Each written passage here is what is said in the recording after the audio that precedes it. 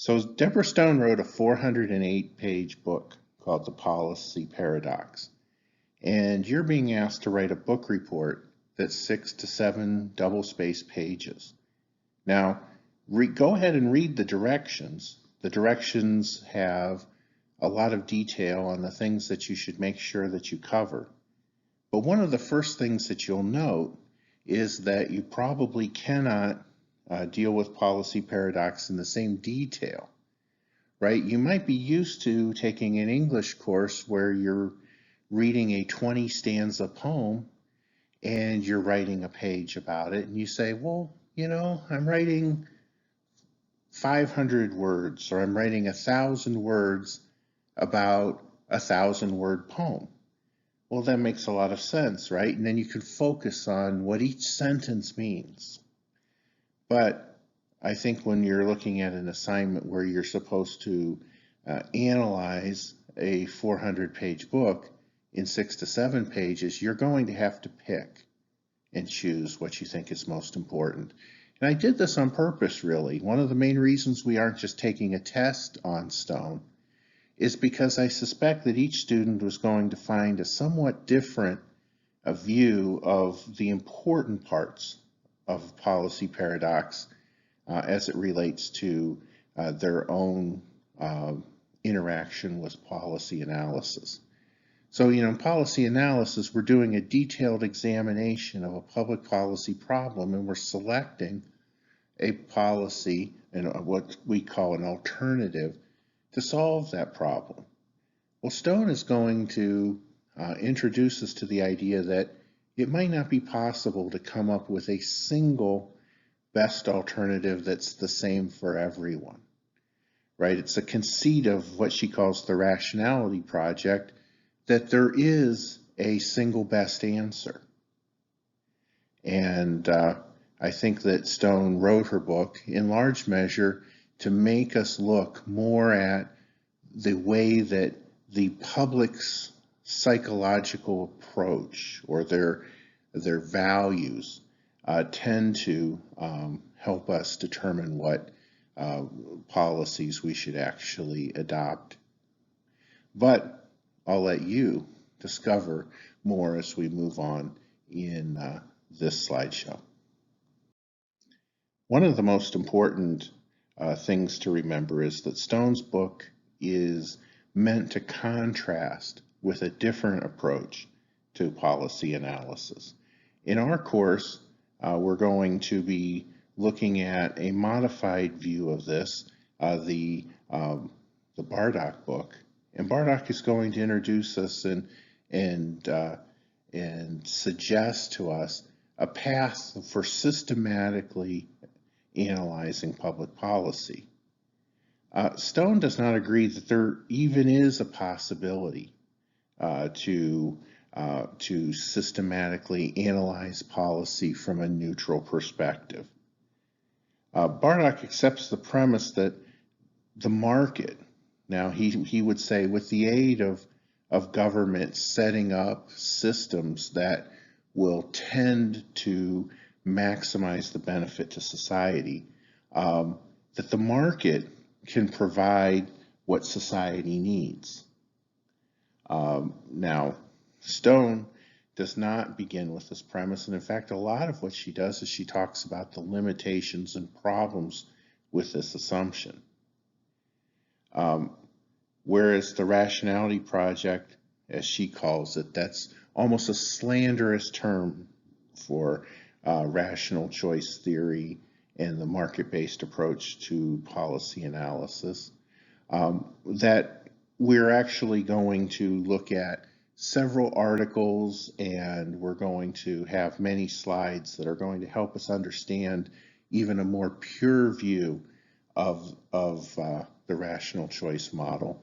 But she's going to say, no, instead, we need some other alternative that's going to explain the way the world really works in terms of policy analysis. So here's our picture of the book. If you have the second edition, older versions of the second edition say revised edition of Policy Paradox, You really need to look for and define the third edition. The third edition has a couple new chapters and updated examples, but also I would go so far as to say that she's reworded and reconceptualized some of her ideas in a much more full and complete way. So this is the book that we need to make sure that we have. Stone introduces us to this concept, this model of society, which she calls the polis. Now, the polis is her, as she gives it, is a term taken from the Greek city-state. But her conceptualization of it is not the actual Greek city-state, but rather the smallest possible political community that still has all of the important aspects of democracy and governmental structure and policies to be carried out and decisions to be made by a group. So for instance, a family would be too small, and a family generally has certain figures within it, parents, who tend to have more power than the other members of that tiny political community.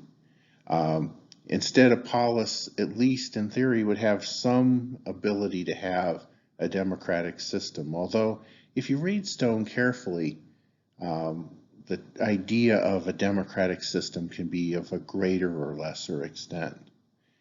There's no clear decision rules that define necessary outcomes in the polis model.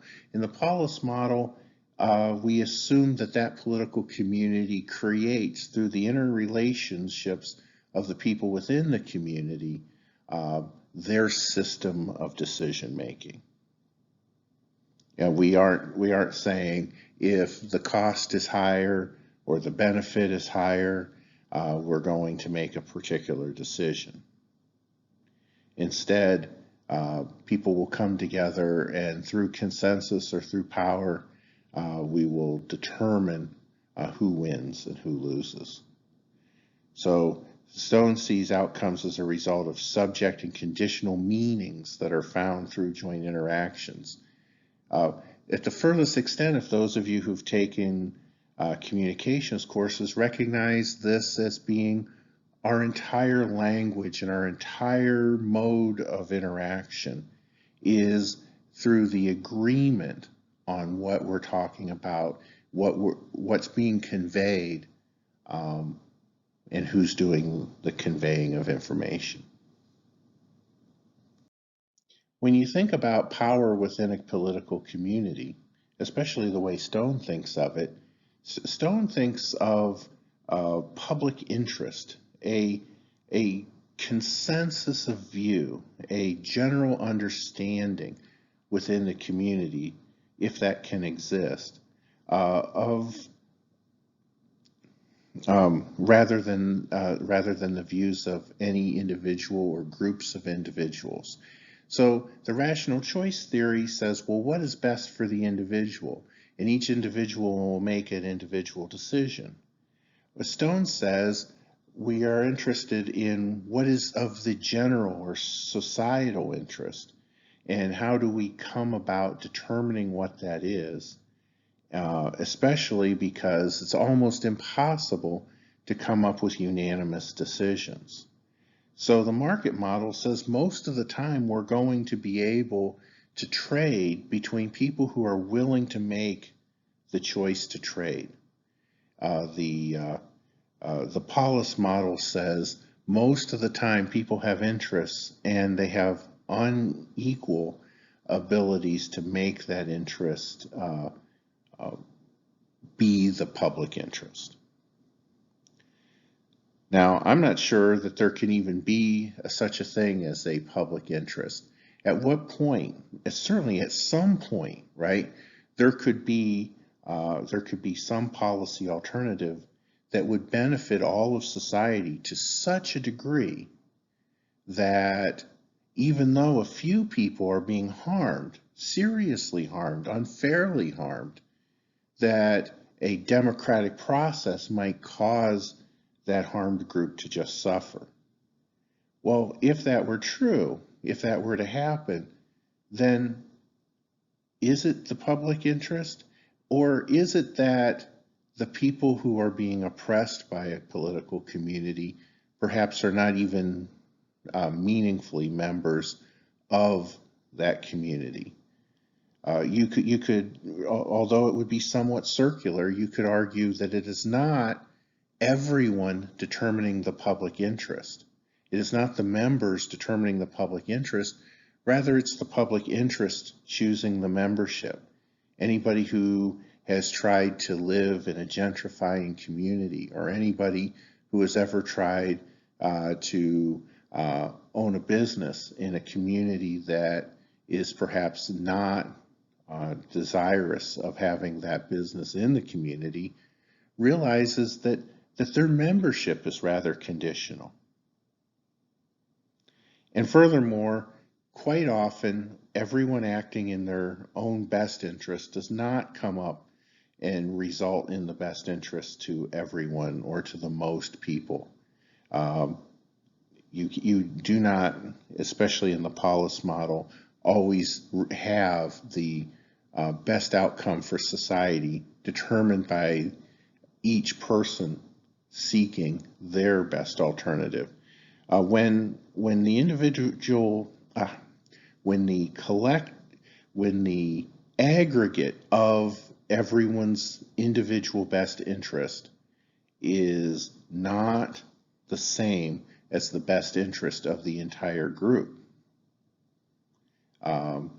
When person A plus person B plus person C's interest does not equal to the public interest, then you have what's called a collective action problem. Probably the most famous collective action problem is the free rider.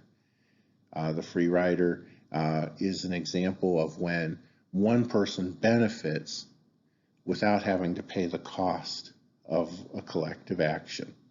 We'll talk about that a little more in a second. Stone also talks a great deal about the concept of ambiguity. Ambiguity, or the idea of people not knowing exactly the meaning of a public policy, aids in policymaking by allowing policymakers to focus on compromise. If we've all spelled out precisely what we want and we have the same ideas of what each word in a contract or in an agreement or understanding means, then it becomes much more difficult for both sides to feel that they have had their interests attended to. Rather, when it's possible to have like certain words, Stone talks about things like liberty and equality, or rather, she talks about equity. When she does, one of the things you probably know is that we don't agree in particular what we mean by things like liberty. We're all for liberty. You will find almost nobody who will ever say, I am personally against my own liberty. In fact, you'll rarely see people who say, I'm against you having liberty. However, that everybody defines liberty in such a way as to maximize their own benefit from it. So if I can say liberty, if I can say I'm all for liberty and you can say you're all for liberty, and then we don't have to hash out exactly what we mean until we make that agreement, well, it's certainly going to make compromise easier. The devil is in the details, right? So agreeing to work together is easy if the framework can be accepted. And then once we have a framework, then we'll work out the details. It's always easier to compromise once you feel that the most important decisions have already been made. So, fun little cartoon I found here. It's so sweet. He wrote me a letter, and I think here in paragraph 8, he's asking me out. Well, maybe if generally speaking you want to be asked out, right? But wouldn't the perfect letter be one that causes all people who wish to be asked out to feel like they've been asked out, and all the people who wish not to be asked out to feel as though only the most proper letter has been sent them? We usually think of ambiguity as bad, but whether we think of it as bad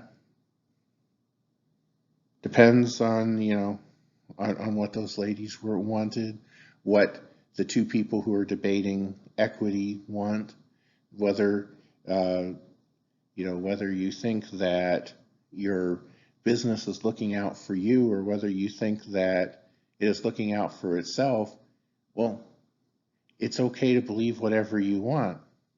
And it's much better if you feel attached to where you're working, right?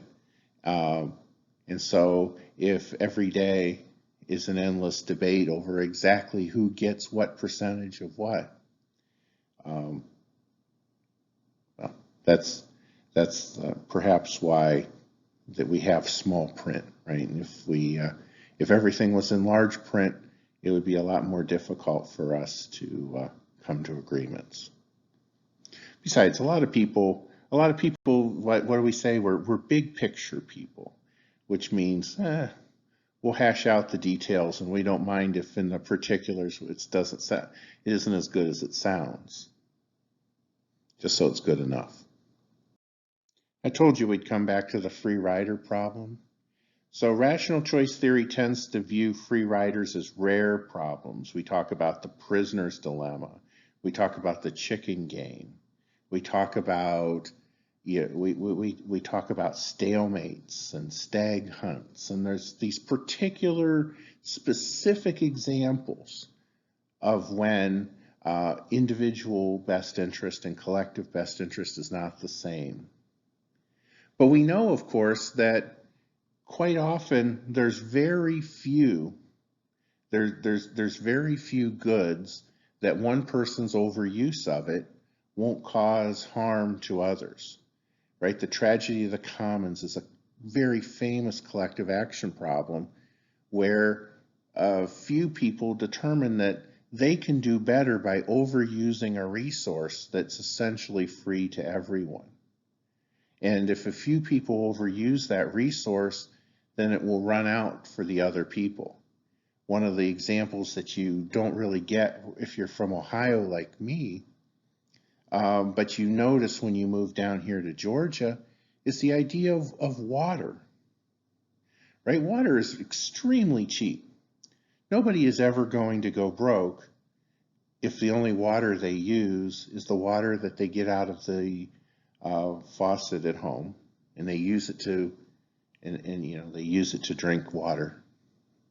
On the other hand, if somebody is watering their lawn, one person watering their lawn is not going to hurt anybody.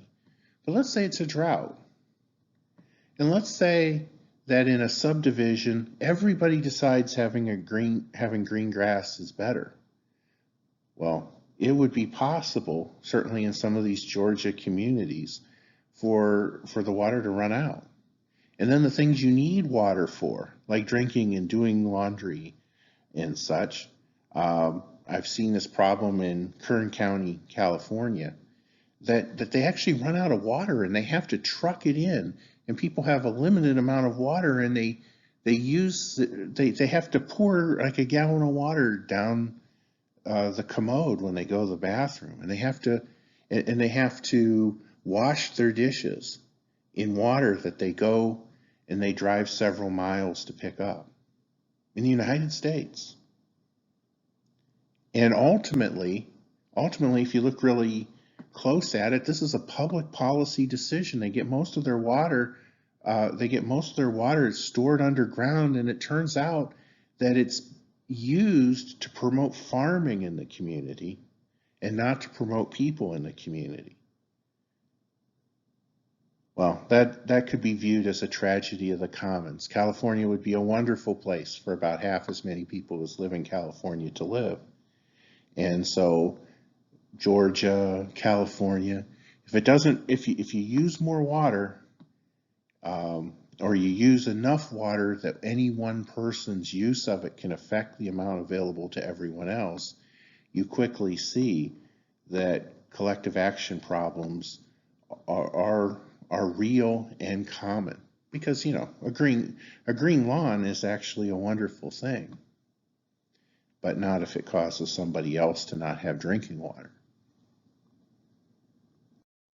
Now, a couple other ideas from Stone. So Stone divides her book into 4 sections. First, she talks about the market and the polis. Then she talks about goals, and for her, goals are the things that we view as good things for society. Then she talks about problems. And when she's talking about problems, in many ways, she's talking about ways that we define problems. For instance, she talks about symbols and she talks about numbers. And what are numbers ultimately but scores that we ascribe to different levels of scarcity or plenty?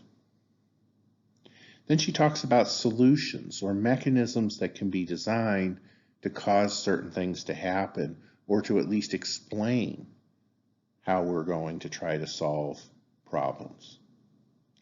And she says each of these are conditional and have different meanings for each person. Now, that might be an overstatement. Maybe they have different meanings for various groups of people.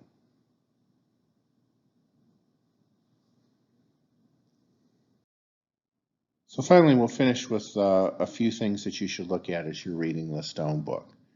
First of all, you need to consider the competing definitions. And I would actually take notes here where I would decide what she says, what the Rationality Project says, and what you believe. And it's okay to disagree with Stone. It's okay to agree with Stone. But it's probably not okay to read Stone and not interrogate her words or your beliefs with her words, or her words with your beliefs. But there needs to be an interaction there where you determine what exactly you believe to be true. Third, how does ambiguity help lead to policy outcomes? I think as you read, you're going to see that almost every phrase she uses, and now she does this on purpose. She uses the words from her book in ways that are different from the way other people use the words. It's not quite like watching A Clockwork Orange and having to figure out all the different strange words that they use. Instead, what we're saying is there's different ways to think about equity. There's different ways to think about rules. There's different ways to think about rights. There's different ways to think about policy making. And so as you read the book, let what she says interact with what you've believed in the past. And then you have to draw your own conclusions, and hopefully you can utilize these both to write a good book report, but more importantly, to inform your future understanding of how public policy works. So once we move on to, I guess, Module 4, we're going to start actually learning a great deal about what is meant by rational choice theory. But for right now, I think we maybe should give Stone a head start, and you should get reading the policy paradox and trying to formulate some understanding from it. Thanks.